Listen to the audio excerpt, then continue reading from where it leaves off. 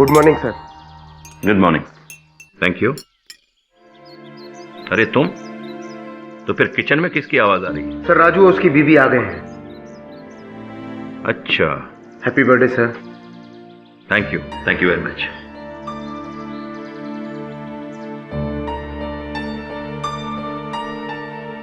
कहा जाता है कि एक नामी ड्रग पेडलर मुन्ना पडवाल ने अपने ही गैंग के एक आदमी पिद्दा शेख का अपने हाथों से खून कर दिया है। आज इस मर्डर केस का भी फैसला सुनाया जाएगा। Good morning sir. तुम लोग तो दोपहर को आने वाले थे ना? हाँ सर, सोम की तबीयत खराब हो गई और गांव में ठंड भी बहुत थी, इसलिए रात की बस में हम लोग आ गए। तो यहाँ कितने बजे पहुंचे? 1 घंटे पहले सर। एक काम करो, एक केक किचन में ले जाओ, राजू और बच्चे के साथ खा लेना। Happy birthday sir. Thank you. इस केस में जज जस्टिस गोपाल कृष्ण शर्मा ने अब तक बड़े ही कड़े फैसले दिए हैं, खास करके ड्रग माफिया के केसेस में। पिछले 3 साल में उन्होंने 2 बार फांसी की सजा सुनाई है। तो आज देखना ये होगा कि इस केस का परिणाम क्या निकलता है।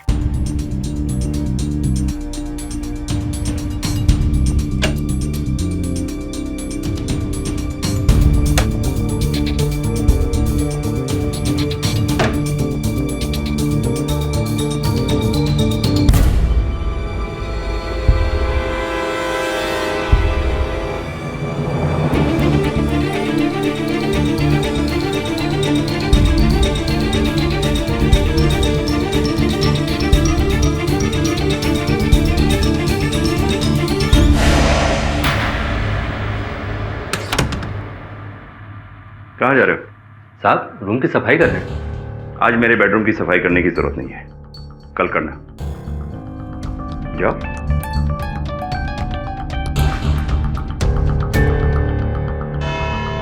प्रोसिक्यूशन ने केस की गहराई तक जाकर यह साबित किया है कि पिद्दा शेख को मारने के लिए मुन्ना पडवाल के पास वजह तो थी, पर अभी तक कोई हथियार नहीं मिला है और ना ही उंगलियों के निशान।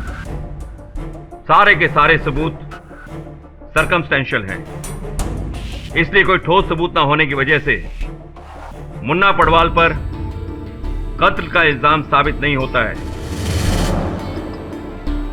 ये कोर्ट मुन्ना पडवाल को बाइज्जत बरी करती है। The court is adjourned. Sir. क्या है?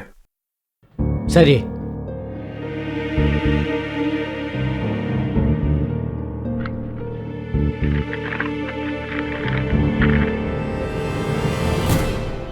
क्या मजाक है ये? सर, अभी अभी आपके घर से एक लड़की की लाश मिली है। क्या बकवास कर रहे हो तुम? लाश आपके बेडरूम में थी सर। मेरे बेडरूम में?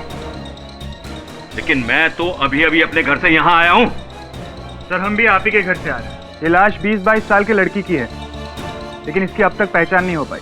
ये इन्फॉर्मेशन हमें आपके सर्वर राजू से मिली थी।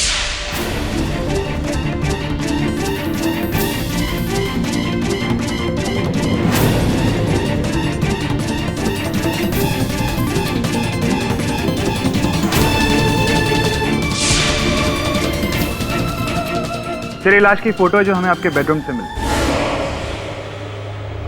नहीं, मैं इस लड़की को नहीं जानता। सर, हमें आपके फिंगरप्रिंट्स लेने होंगे। क्यों? आपको शक है कि यह कत्ल मैंने किया है? सर फिलहाल आपके फिंगरप्रिंट्स ही काफी है, प्लीज।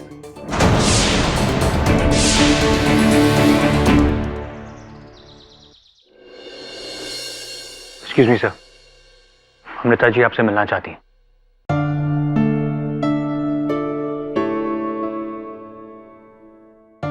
ये क्या सहायता कर सकता हूँ आपकी? मिस्टर पाठक, मैं चाहती हूँ कि जस्टिस शर्मा का केस आप लड़े। न्यायाधीश महोदय के बारे में आज अखबार में पढ़ रहा था। पुलिस ने उन्हें गिरफ्तार किया है। उनके सर पर किसी लड़की की हत्या का आरोप है। सारे साक्ष्य उनके विरुद्ध है, यहाँ तक कि चाकू पर जो उंगलियों के निशान मिले हैं वो भी मेल खा गए। नहीं, शर्मा साहब ने उस लड़की को नहीं मारा है। ये बात आप इतने विश्वास के साथ कैसे कह सकती हैं? मुझे विश्वास है कि शर्मा जी बेगुनाह है। अच्छा, चलिए उनसे मिलकर पता करते। यदि मैं तो उस लड़की को जानता तक नहीं, ये बात मेरी भी समझ में नहीं आ रही है। ये 2 साल पहले अखबार में एक आर्टिकल छपा था, उसकी जेरॉक्स कॉपी है, देखिए शायद याद आ जाए कुछ। अच्छा, तभी तो ये चेहरा जाना पहचाना सा लग रहा है। ये तो काफी पहले की बात है केडी। कुछ साल पहले मैं एक लॉ कॉलेज के फंक्शन में गया था। वहां चीफ गेस्ट बन के गए थे संभवतः, और उस लड़की ने सर्वश्रेष्ठ अभिनेत्री का पुरस्कार जीता था आपके हाथों। हाँ केडी, लेकिन उस दिन के बाद मैं इस लड़की को कभी नहीं मिला। मैं सच कह रहा हूं केडी। तो सब उस रात हुआ क्या था? उस दिन सब कुछ नॉर्मल था केडी। मैं कोर्ट से दोपहर को ही घर वापस आ गया था। उसके बाद पूना से मेरी बेटी आ गई मुझे बधाई देने के लिए, क्योंकि अगले दिन मेरा जन्मदिन था। आई तो थी वो दोपहर को, लेकिन उसी रात को वो वापस चली गई। कुछ उदास सी लग रही थी, मेरी समझ में कुछ नहीं आया। उसके बाद मैं किचन में खाना बनाने चला गया, क्योंकि नौकर छुट्टी पर थे। अगले दिन मेरा जन्मदिन था। मेरी बेटी के जाने के बाद मुझे बधाई देने के लिए अमृता आई। उसके साथ मैंने केक काटा। इतनी रात गए अमृता जी आपके घर आई थी, क्या रिश्ता है आप दोनों के बीच? टेंडर हार्ट हाई स्कूल का नाम तो तुमने सुना ही होगा केडी। अमृता उस स्कूल की प्रिंसिपल होने के साथ साथ उसकी मालकिन भी है। अक्सर स्कूल के लीगल मैटर्स में मुझसे कंसल्ट किया करती थी, और फिर हमारी जान पहचान दोस्ती में बदल गई। हालांकि धीरे धीरे हमें यह भरोसा हो गया था कि हम दोनों एक दूसरे के बुढ़ापे का सहारा बन सकते हैं। मेरी एक बेटी है 20 साल की। मुझे समझ में नहीं आया कि वो इस रिश्ते को कैसे लेगी। और दूसरी ओर अमृता का भाई शरत बिल्कुल ये नहीं चाहता था कि हमारी दोस्ती आगे बढ़े। इसलिए हम दोनों ने यह फैसला किया कि इस दोस्ती को कोई दूसरा नाम ना दिया जाए। और फिर केक काटने के बाद अदिति का फोन आया था। हेलो पापा, हैप्पी बर्थडे। थैंक यू बेटा, तुम होती तो कितना अच्छा होता। मैं तुम्हें बहुत मिस कर रहा हूँ बेटा। मैं भी आपको बहुत मिस कर रही हूँ पापा। मैं अभी स्टेशन पर ही हूँ। मैं ऐसा करती हूँ, मैं वापस घर आ जाती हूँ। आ जाओ बेटा, आ जाओ। कुछ देर बाद अमृता अपने घर चली गई। जिसके बाद अदिति आई थी वो? नहीं, वो नहीं आ पाई। उसे पूना जाना था, कुछ अर्जेंट काम था। उसका एसएमएस आया था। और उसके बाद मुझे नींद की प्रॉब्लम है, इसलिए मैंने नींद की गोली खाई और थोड़ी देर टीवी देखा।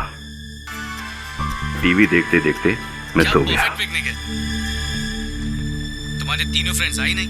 उसके बाद एक जोर से आवाज आई। मेरी आंख खुल गई। मैंने देखा चारों तरफ अंधेरा था। मैं सोफे से उठा और सीधे अपने बेडरूम में चला गया। मुझे यह रियलाइज ही नहीं हुआ कि घर में कुछ हुआ है। ये जो पिस्तौल है आपकी, कहाँ रखते हैं आप? अपने स्टडी के लॉकर में। इसके बारे में आपके अलावा और कौन जानता है? मेरे अलावा ये तो सिर्फ अदिति जानती है, लेकिन वो तो रात को ही पुणे चली गई थी।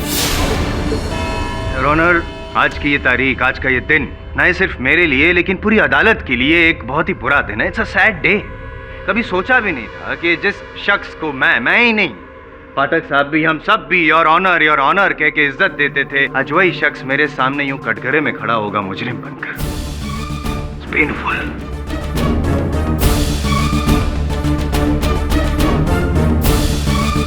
एनीवेज योर ऑनर, ये केस बहुत सीधा है।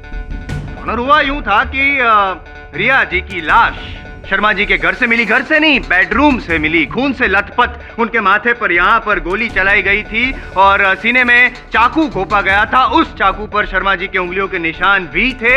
और जो गोली मिली है यहाँ माथे पर से रिया जी के, वो .32 बोर पिस्तौल से चलाई गई थी। और शर्मा जी के घर से एक लाइसेंस बरामद हुआ है, वो भी .32 बोर पिस्तौल का ही है। लेकिन मजे की बात यह है योर ऑनर, पिस्तौल गायब है।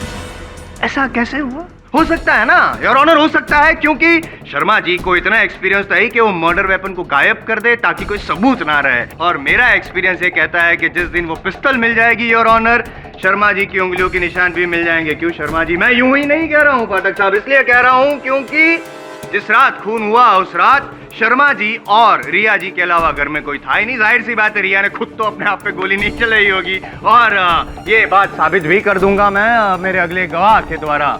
जोसेफ जी, अब शर्मा जी के बंगलों के चौकीदार हैं, वॉचमैन। जी साहब, करेक्ट। तो अब जज साहब को ये बताइए कि उस दिन उस रात कौन कौन आया था शर्मा जी के बंगले पे और कौन कौन कब गया था? जी साहब, जज साहब दोपहर को आए थे, उसके बाद वापस नहीं गए। फिर साहब की बेटी आदिति मैडम आई और तकरीबन रात को 9 या 10 बजे वापस चली गई साहब। फिर उसके बाद अमृता मैडम आई, वो तकरीबन 1 या 2 घंटा रुकी होंगी। उसके बाद फिर वो वापस चली गई 12:30 बजे। बस और कोई नहीं साहब? और कोई नहीं आया था? कोई नहीं आया था। पाठक साहब, आप यहाँ आना चाहेंगे? हाँ, आना तो पड़ेगा जायसवाल साहब, क्योंकि आपके गवाह कह रहे हैं कि कोई नहीं आया था। तो जब कोई नहीं आया था तो वो रिया लड़की जिसकी हत्या हुई, जिसके कारण हम यहाँ एकत्रित हुए हैं मुकदमा लड़ने, जब कोई ही नहीं आया तो वो कहाँ से आई? वो भी नहीं आई। नहीं, मतलब देखा नहीं ना इन्होंने आते हो। आप बैठिए, मैं संभाल दूं। आराम करिए, आराम करिए। क्या जोसेफ, उस रात थोड़ी हाँ साहब, होश में था। अच्छा, एकदम होश में था साहब। साहब मैं तो अपना काम परफेक्ट ढंग से करता हूँ। नहीं, काम परफेक्ट तरीके से तो करते हैं आप, लेकिन होश में थे या नहीं इस पर विवाद किया जा सकता है। क्योंकि राजू बताइए, अदालत को राजू कौन है? साहब घर का नौकर है। शर्मा जी का नौकर राजू जब अपनी पत्नी कमला के साथ लौटा तो उसने आपको बेहोश पाया, नशे की हालत में, धुत आपके बगल में खाली बोतल पड़ी थी, जिसका अर्थ यह हुआ कि पूरी बोतल पी गए थे आप। ऐसा उन्होंने अपने कथन में लिखा है।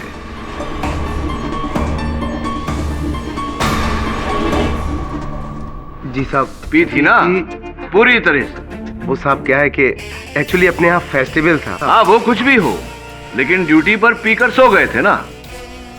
तो जब सो रहे थे तब तो तुम्हें पता कैसे चलेगा कि कौन आया कौन गया? पाठक साहब, जब ये पी के सो गया था तो उसके बाद रिया आई हो, ऐसा भी तो हो सकता है ना? नहीं, ये जब पी के सो गया था उसके बाद हत्यारा आया हो, ऐसा भी तो हो सकता है ना। योर ऑनर, जस्टिस शर्मा कोई साधारण व्यक्ति तो है नहीं। इस अदालत की ये बहुत ही माने हुए निपुण न्यायाधीश है और इन्फ्लुएंशियल भी। सॉरी डिस्टर्ब कर रहा हूँ। इन्फ्लुएंशियल पोजीशन का ही तो फायदा उठाया उन्होंने। शर्मा जी, ये जो लड़की है रिया, आप उसको पहले से जानते हैं क्या? ये बात सच है? वकील साहब, मैं अपनी जिंदगी में हजारों स्टूडेंट से मिला हूं। इस लड़की से भी मेरी बात हुई है, लेकिन पर्सनली मैं इसे नहीं जानता। झूठ बोल रहे हैं आप शर्मा जी। सच मैं बताऊंगा और मोटिव ऑफ मर्डर भी साबित करूंगा। योर ऑनर, जरा सोचिए, शर्मा जी की उम्र 55 साल की है, उनकी पत्नी को मरे हुए कई साल बीत गए हैं, और अचानक एक खूबसूरत 20 साल की लड़की उनके सामने आती है मदद मांगने के लिए, एक स्ट्रगलिंग एक्ट्रेस। इनकी नीयत बिगड़ जाती है, इनके इरादे नेक नहीं रहते, इसीलिए आपने रिया के साथ एक नाजायज रिश्ता जोड़ा। लेकिन आपकी जो उम्र है तो आपको इतना तो अनुभव होगा ही, कैसे जो नाजायज रिश्ते होते हैं शर्मा जी, उनकी उम्र कुछ ज्यादा लंबी नहीं होती।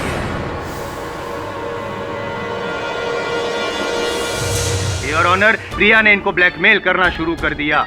ये डर गए और जिस रात रिया की मौत हुई उस दिन रिया ने इनके साथ की जो तस्वीरें थी कुछ वो इंटरनेट पे अपलोड भी की थी। क्या करते हैं जज साहब? घबरा गए आप, डर गए, क्योंकि उनका रेपुटेशन जो दांव पे था ना, इसीलिए बड़े ही प्लानिंग के साथ शर्मा जी ने रिया को अपने घर पे बुलाया, बेडरूम में बुलाया पैसे देने के बहाने, लेकिन पैसे नहीं दिए, सीधी मौत दे दी, चाकू घोंप दिया और फिर गोली भी चला दी यहाँ सर पे। Your honour, this is a cold blooded murder done. तुम्हें कुछ और कहना है केडी? सर्वप्रथम योर ऑनर, मान लेते हैं कि जस्टिस शर्मा ने रिया की हत्या की।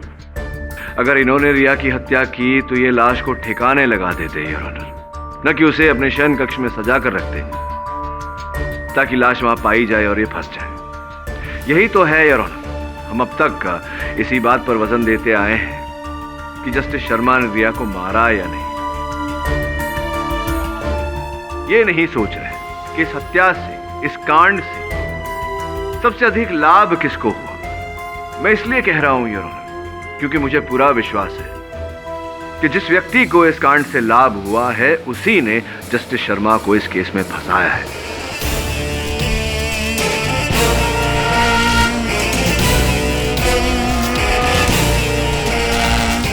तुम कहना क्या चाहते हो पीडी? जस्टिस शर्मा एक माने हुए न्यायाधीश थे, किंतु इस आरोप के बाद आज यहां खड़े हैं आरोपी के रूप में कटघरे में। स्पष्ट है योर ऑनर कि ये किसी की चाल है। मुझे तो आपकी चाल लग रही है केस को घुमाने की।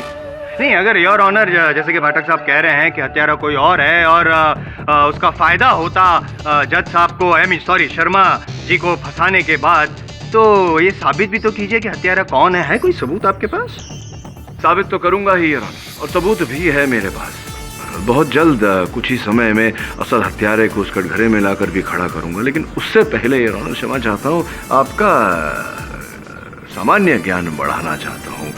संभवतः जो पोस्टमार्टम रिपोर्ट है वो आपने ध्यान से पढ़ी नहीं।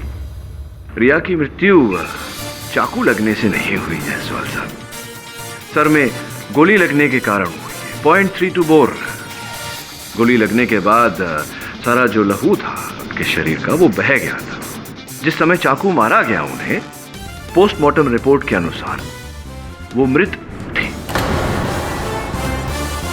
रही प्रोसिक्यूटर साहब की बात की पिस्तौल बरामद नहीं हुई, योर ऑनर, मैं कहना चाहूंगा कि इतने माने हुए न्यायाधीश इतना तो जानते ही होंगे कि अगर ये अपने ही लाइसेंस्ड रिवॉल्वर से किसी की हत्या करे तो आरोप इनके सर पर ही आएगा, और जबकि इन्हीं का है लाइसेंस रिवॉल्वर तो उंगलियों के निशान भी उस रिवॉल्वर पर इन्हीं के होंगे।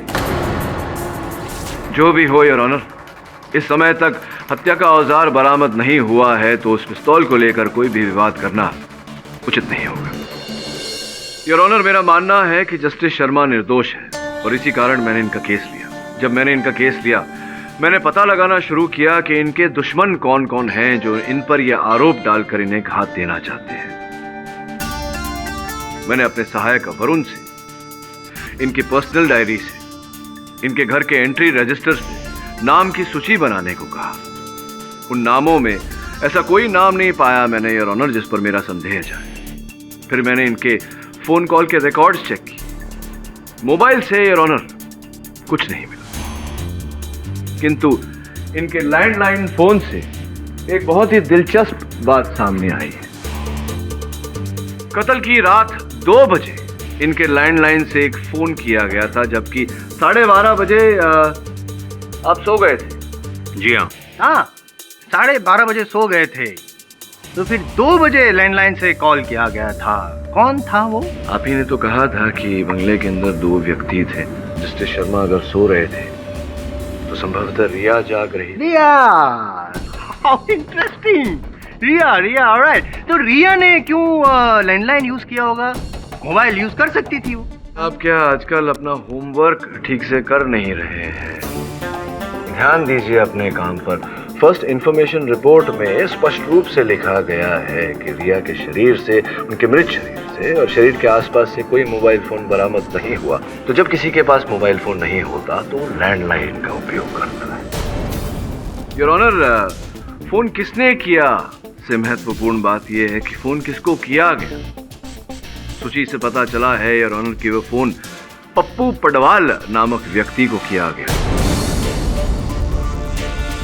ये व्यक्ति वही है जिसके भाई के विरुद्ध हत्या का आरोप कुछ ही दिन पहले, और इस केस के जज जस्टिस शर्मा थे। दिलचस्प बात यह है कि जिस रात रिया की हत्या हुई उसके अगले ही दिन उस केस में फैसला सुनाया जाने वाला। योर ऑनर, मैं पप्पू पडवाल जी को कटघरे में बुलाने की अनुमति। आप उनका कोई लेना देना नहीं है वो लड़की के साथ, आप उनको काय को खड़ा किया इधर में? नहीं, खड़ा किया है क्योंकि ये जानने का प्रयास कर रहे हैं कि आप रिया को जानते थे या नहीं। रिया? आप उनको रिया विया नाम की लड़की को नहीं जानता है। आप उन रिया नाम की किसी लड़की को आज तक कभी मिला ही नहीं। तो मिला ही नहीं तो उन्होंने रात को 2 बजे आपको फोन क्यों किया? अपन को तो कोई कॉल नहीं आया। कोई रॉन्ग नंबर होएगा साहब। मतलब रॉन्ग नंबर लगा और आप 11 मिनट तक बात करते रहे रॉन्ग नंबर पे।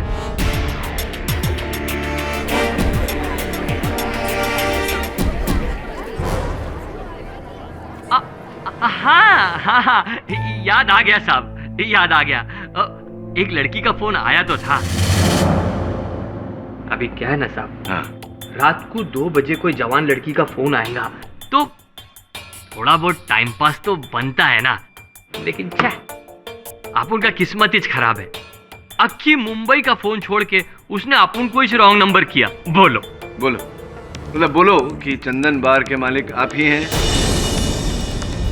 हाँ, क्यों? नहीं यार, क्योंकि चंदन बार के आपके जो कार्यकर्ता है उनका कहना कुछ ऐसा था। ये लड़की तो साहब की आइटम है। आइटम? हाँ, साहब इसको लेकर फिल्म भी बना रहे हैं। हीरोइन बनने आई है ना ये। मतलब आप अपनी फिल्म में उसे हीरोइन लेना चाहते थे, ऐसा वादा किया था आपने उसे, और अब पहचानने से इनकार कर रहे। क्यों झूठ बोल रहे हैं? हाँ साहब, झूठ तो बोला था अपन, क्योंकि अपन को कोई लफड़े में नहीं फंसने का था। वैसे ही अपन का रिकॉर्ड बहुत खराब है। ये बताइए कि उस रात क्यों गई थी रिया जस्टिस शर्मा के यहाँ? किसी विशेष काम से गई होंगी, आपने भेजा होगा। अरे साहब, अपन काय को भेजेगा उसको जज साहब के उधर? अपन को कुछ नहीं मालूम। वो लड़की जिंदा होती ना तो वो खुद ही बोलती कि अपन इनोसेंट है। जिंदा होती तो हम सब यहाँ होते ही नहीं। चलिए बताइए, सच क्या है, बताइए। साहब, अपन सच बोलता है। उस रात अपन अलीबाग में था, बीवी बच्चे के साथ। अच्छा, अलीबाग में थे। जस्टिस शर्मा, क्या कहा था आपने? आप 12:30 बजे ही टीवी देखते देखते सो गए थे? जी हाँ। इसका मतलब जब आप जागे तो अंधेरा था कमरे में। कहने का अर्थ यह है कि टीवी बंद था? जी हाँ। लेकिन आपने तो कहा था कि आप टीवी देखते देखते सोए थे। उस समय टीवी ऑन था। मुझे तो अच्छी तरह याद है कि मैंने टीवी को ऑफ नहीं किया था। अगर आपने टीवी बंद नहीं किया था तो आपके अतिरिक्त तो उस घर में केवल रिया थी, जिनकी हत्या रात को 2:30 बजे हो चुकी थी। अगर रिया ने लाइट्स बंद नहीं की तो किसी तीसरे ने की।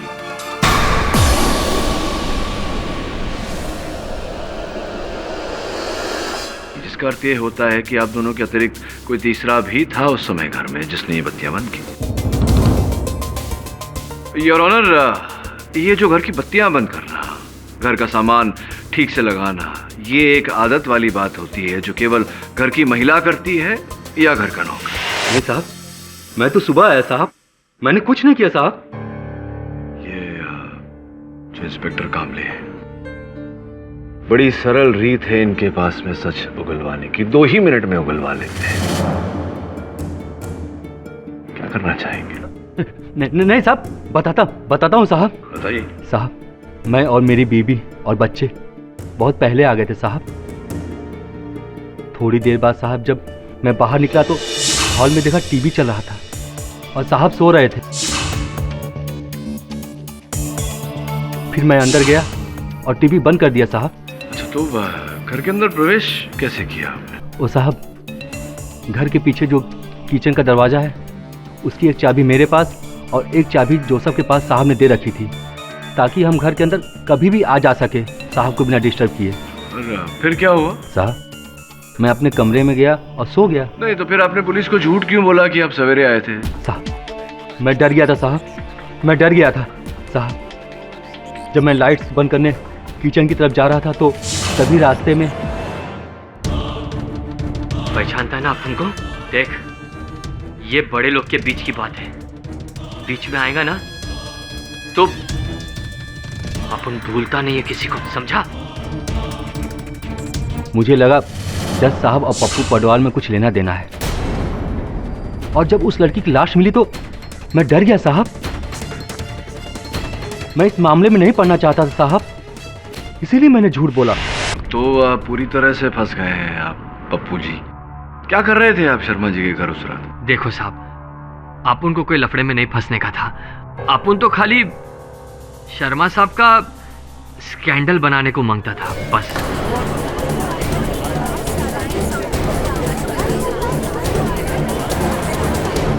मतलब रिया के जरिए, रिया द्वारा शर्मा साहब को बदनाम करने का ये कोई ऐसी कोई योजना बनाई थी आपने? हाँ साहब, लेकिन वहां अंदर जाने के बाद में अचानक रिया डर गई।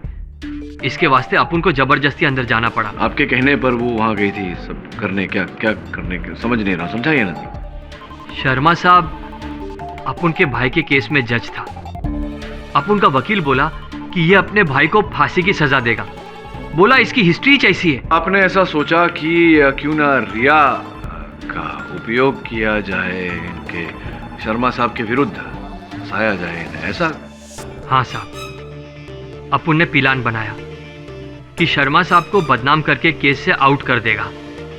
अपुन ने रिया को ऑफर दिया, उसको पटाया, वो मान गई और अपुन ने शर्मा साहब के घर पे नजर रखना चालू कर दिया। अपुन ने देखा कि वॉचमैन के पास पीछू के दरवाजे की चाबी है और मौका मिलते ही अपुन ने वो चाबी का कॉपी बना दिया। अपुन ने वो चाबी का 2 डुप्लीकेट बनाया, एक रिया के लिए और एक सेफ्टी में। अपुन के भाई के केस के फैसले में एक ही दिन बाकी था। अपुन की आइडिया से रिया ने उसके और शर्मा जी के कॉलेज के कुछ फोटो इंटरनेट पे डाल दिए। फिर अपुन ने रात को रिया को शर्मा जी के घर में भेजा।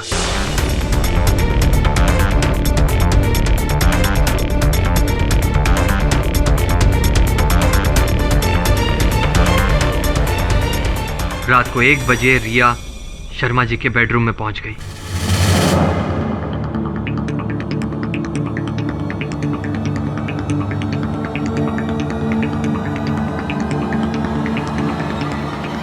मैं ये काम नहीं कर सकती पप्पू। अरे एड़ी हो गई लिए क्या? अभी उसको नहीं फंसाया तो मेरा भाई लटक जाएगा। चुपचाप मैं जैसा बोल रहा हूं वैसा कर। तेरे को मेरी पिक्चर में हीरोइन बनने का है ना? भाड़ में गई तेरी फिल्म, मेरे को जेल नहीं जाना है, समझ गया? अपुन ने उसको बहुत समझाया साहब, लेकिन उसकी तो सुई अटक गई थी। इसीलिए अपुन ने भी चानस लिया और घुस गया शर्मा साहब के घर के अंदर। शर्मा साहब के घर के अंदर आप घुसे, आपने रिया को मनाने का प्रयास किया, लेकिन रिया नहीं मानी और आपने उसकी हत्या कर दी। अरे अरे ये क्या बोल रहे हैं आप साहब? सिर्फ इसलिए कि अपुन का क्रिमिनल रिकॉर्ड है आपने मान लिया कि अपुन ने इस मर्डर किए लाए। जब अपुन अंदर पहुंचा तो अपुन ने देखा कि वो पहले ही मर चुकी थी और आपने बोला कि वो 2:30 बजे मरी है। 2:30 बजे रास्ते पर मामू ने अपुन का चालान काटा है, अपुन के पास रसीद भी है। चिंता मत करो, मैं जानता हूं कि हत्या आपने नहीं की। जो भी है, आपने इतना तो कबूल किया कि रिया को आप ही ने भेजा था। भेजा काम नहीं कर रहे हैं मेरा। सीरियसली योर ऑनर, समझ में नहीं आ रहा है पाठक साहब। आप सब्र कीजिए, बताता हूँ, धीरे धीरे खोलता हूँ कहानी। योर ऑनर, मैं जस्टिस शर्मा की सुपुत्री अदिति को कटघरे में बुलाने की अनुमति चाहूँ। अदिति उस रात अचानक क्यों चली गई? क्या वाकई कॉलेज का कोई काम आ गया था या आपको आपके पिताश्री और अमृता जी के बीच जो संबंध है उसका ज्ञान हो गया? किसी ने बताया आपको इन दोनों के बारे में? संभवतः वो क्या नाम है राजू की पत्नी का, कमला ने बताया होगा। नहीं, राजू। उसी ने फोन करके मुझे बताया कि साहब को इश्क हो गया। और उसी रात मैंने पापा को अमृता से फोन पे बात करते सुना। अमृता, अदिति यहाँ घर पे आई हुई है। मुझे बहुत गुस्सा आया।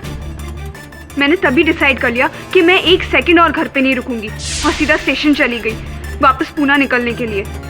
और वहाँ पे वेट करते करते मैंने पापा को फोन किया रात के 12 बजे। हेलो पापा, हैप्पी बर्थडे। से बात करने के बाद मुझसे रहा नहीं गया तो मैंने उनसे कहा कि मैं वापस घर आ रही हूँ। पर फिर सेलफोन है, सेलफोन कंपनी के अनुसार सेलफोन का एक लोकेशन ट्रैकिंग डिवाइस होता है। तो उस समय आपका सेलफोन आपके पापा के घर पर ही लोकेटेड था रात के 2:30 बजे। तो आप आई, बुरा लगा आपको, आप पापा को विश करने आई और बिना विश करे चली गई। हाँ, मैं जब पापा से मिलने वापस गई थी तब मैंने वहाँ पे अमृता को देखा घर से निकलते हुए। और अमृता को वहाँ देखकर मुझे बहुत गुस्सा आया, इसलिए मैंने उसी टैक्सी वाले को कॉल किया और उसमें वापस पूना चली गई। ये बात आपने पहले क्यों नहीं बताई? क्योंकि मुझे लगा ये बात इतनी इम्पोर्टेंट नहीं है, इसलिए मैंने नहीं बताई। ओके, बैठिए। That's all your honour. Your honour, इसका मतलब कि अदिति ने भी खून नहीं किया। मिस्टर जायसवाल, मुझे इस केस के बारे में आपसे कुछ बात करनी है। मुझे मालूम है पिस्तौल कहाँ है और किसने छुपाई है।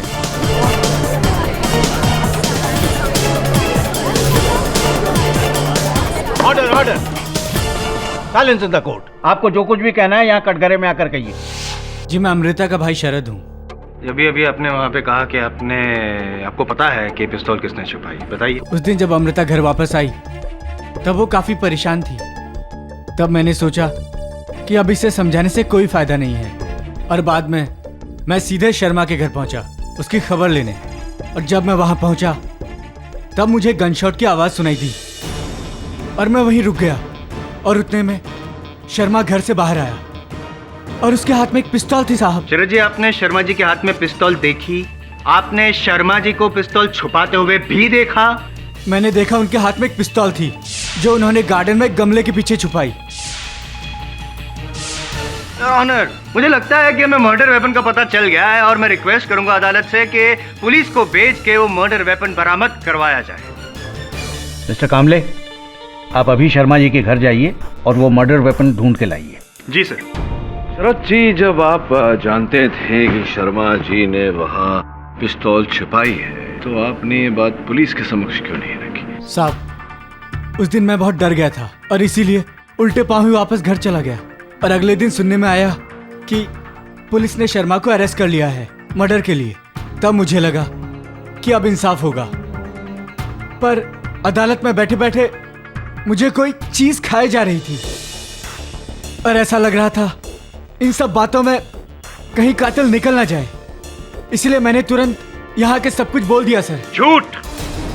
केडी ये झूठ बोल रहा है। ये पहले से ही मुझसे नफरत करता है। इसे डर है कहीं अमृता और मेरी शादी हो गई तो अमृता की पूरी प्रॉपर्टी और अमृता का स्कूल इसके हाथ से निकल जाएगा।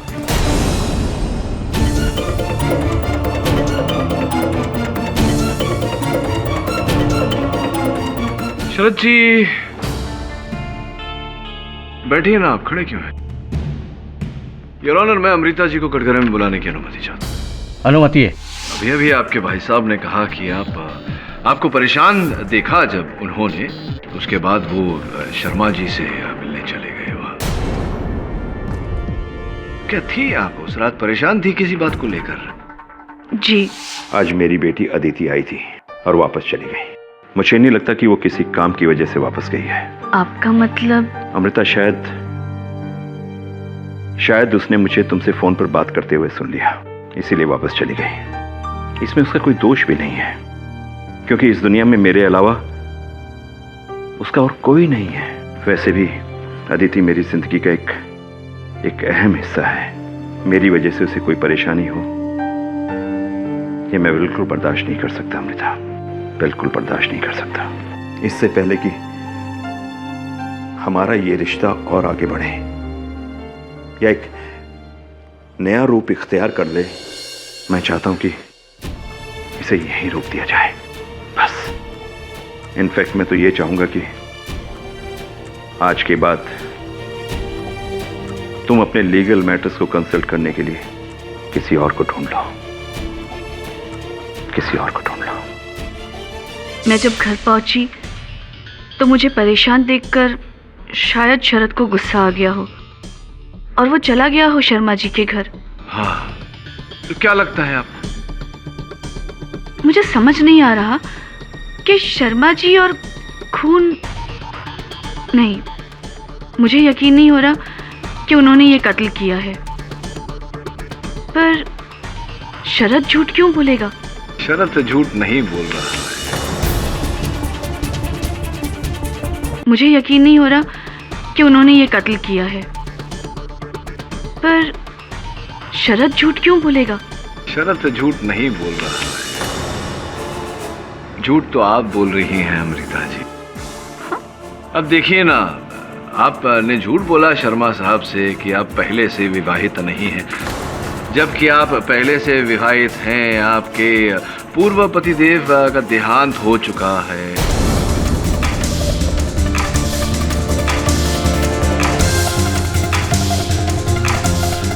अमीर थे वो, उन्हीं के रुपयों से आपने ये स्कूल अपना जो है वो शुरू किया।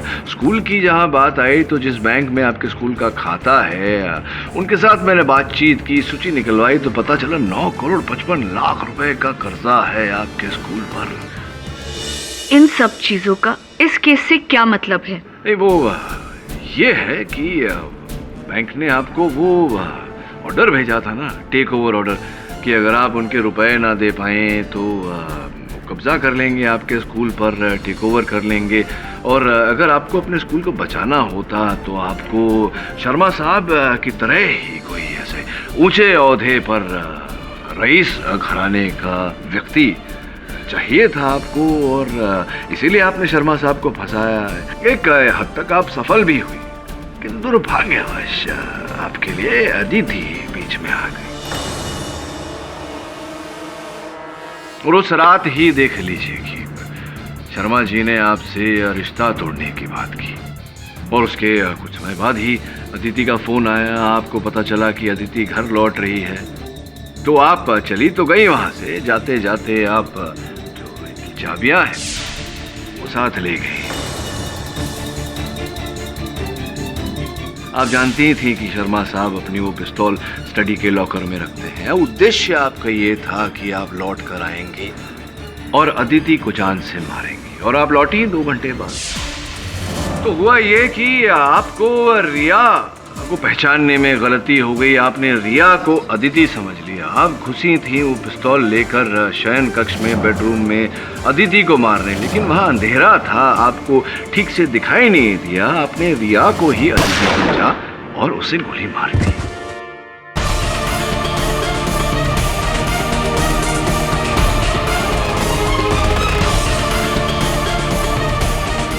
जिसके पश्चात अब वहां से ओझल हो गई।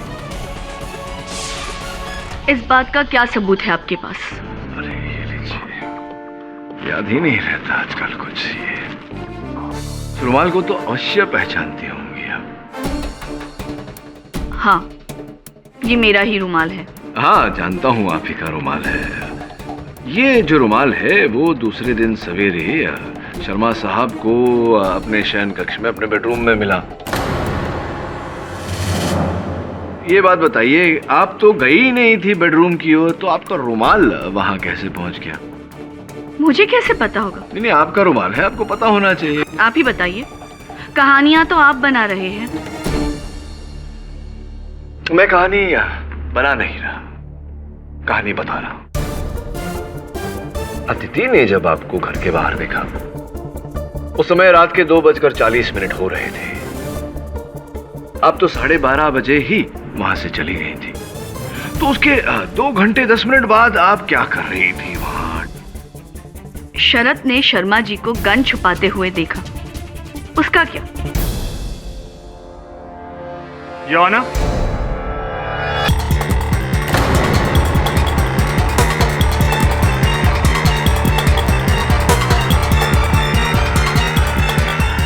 हमें जो जगह बताई गई थी वहां पर हमें पिस्तौल नहीं मिली। अरे कैसी बात कर रहे हैं आप? आपने ठीक से ढूंढा नहीं होगा। वो पिस्तौल वहीं होनी चाहिए जहां मैंने बताई थी। हाँ, पर वहां पर नहीं मिली। योर ऑनर, इसका अर्थ ये होता है कि शरद जी झूठ बोल रहे थे। शर्मा जी ने वहां पिस्तौल नहीं छुपाई। शर्मा जी निर्दोष। अरे साहब, ये सच नहीं है। इंस्पेक्टर साहब, आपने ठीक से ढूंढा नहीं होगा। आपने उस गमले के पीछे देखा? नहीं, लेकिन वहां पर नहीं मिली। अरे कैसे नहीं दिखी? गन वही है, मैंने खुद देखा है, गन वही है। शरद जी, क्यों आप एक पुलिस वाले के साथ तर्क कर रहे हैं? मान लीजिए कि झूठ बोला आपने शर्मा जी को वहां पिस्तौल छुपाते हुए देखा ही नहीं। अरे नहीं साहब, गन वही है, मैं बोल रहा हूँ, गन वही है साहब, मैंने खुद देखा है। अरे वहां नहीं है तो हो सकता है शर्मा जी ने निकाल ली हो वहां से। अरे छुपाई तो मैंने थी, तो शर्मा कैसे?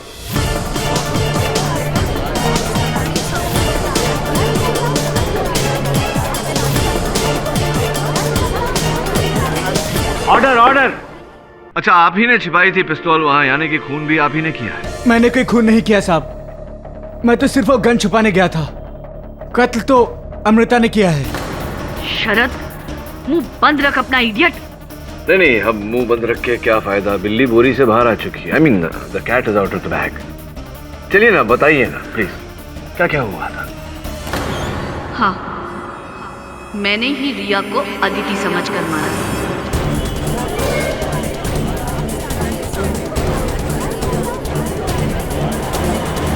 साहब, उस दिन अमृता ने मुझे घर पर आकर सब कुछ बता दिया। एक तो वो वहां घर की चाबी लेके आई, और दूसरी बात, वो इस पिस्तौल के ऊपर अपने फिंगरप्रिंट्स मिटाने ही भूल गई।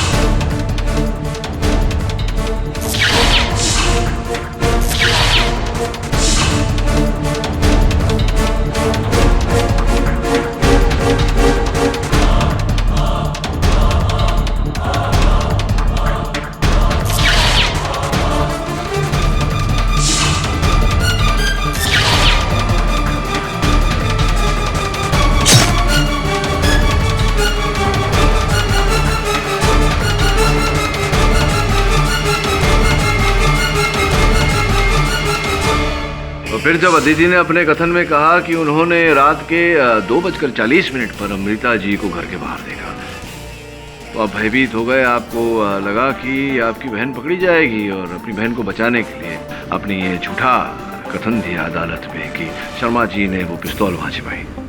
लेकिन केडी, वो पिस्टल है कहाँ? Sorry your honour, Varun, your honour, मैं जानता था कि ये पिस्तौल शर्मा जी के घर पर ही कहीं छिपाई गई होगी, इसीलिए आज सवेरे अदालत आने से पहले मैं इस पिस्तौल को ढूंढने इनके घर चला गया।